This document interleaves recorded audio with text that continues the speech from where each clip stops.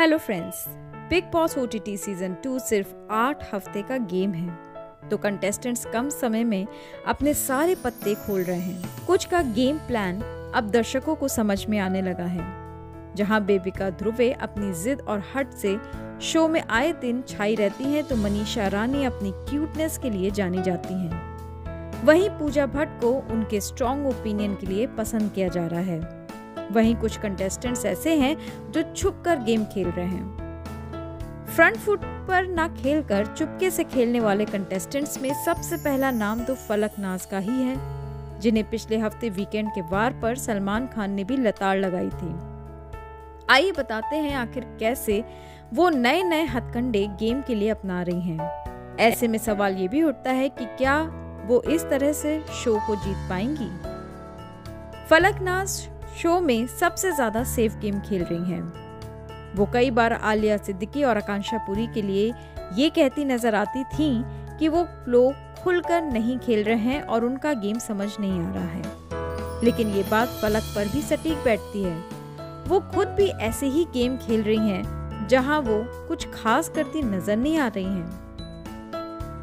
वो शुरुआत से ही खुद को बहुत ही मजबूत कंटेस्टेंट्स के रूप में दिखाती रही हैं, लेकिन आज तक उन्होंने शो में ऐसा कोई काम नहीं किया है कि वो स्ट्रॉन्ग कंटेस्टेंट मानी जाएं।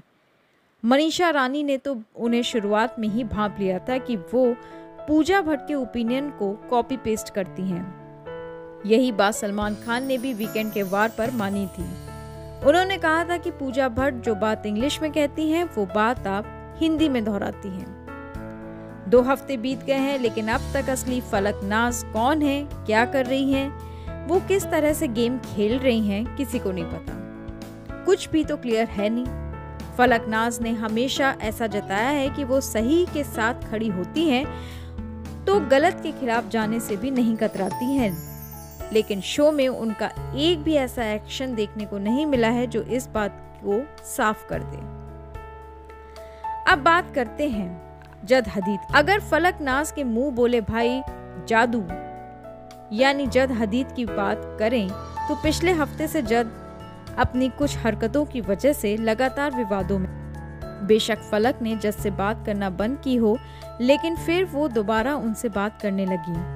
उन्होंने एक भी बार ऐसा कुछ नहीं किया जिससे ये बात साफ हो कि आखिर इस मुद्दे पर वो चाहती क्या है, उनका आखिर खुद का क्या स्टैंड है।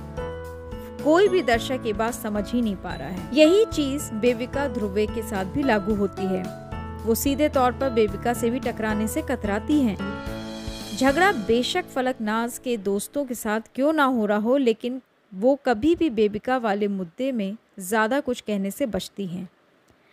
ना तो वो बेबिका से बिगाड़ना चाह रही हैं और ना ही किसी दूसरे कंटेस्टेंट से। फलक नाज ने कैप्टेंसी टास्क में भी साबित कर दिया था कि वो दोस्ती नहीं बल्कि चालाकी से गेम खेल रही हैं। जब जिया शंकर की कैप्टेंसी को परखने के लिए बिग बॉस ने एक टास्क दिया था, जहां जिया शंकर को चेयर से खड़ा करना था। इस टास्क में मनीषा, अभिषेक और थोड़ा बहुत बेबिका के अलावा किसी ने भी हिस्सा नहीं लिया। सभी इंसानियत का पाठ पढ़ाने लगे और टास्क ही नहीं खेला।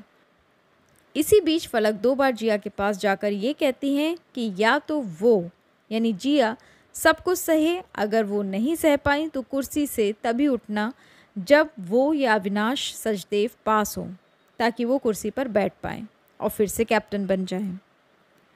कॉपी पेस्ट वाली बात के बाद से फलक नाज ने पूजा भट्ट कैंप से दूरी बना ली। वो अब साइरस और पूजा के पास कम और अविनाश और जिया लोगों के साथ ज़्यादा बैठती नजर आती हैं।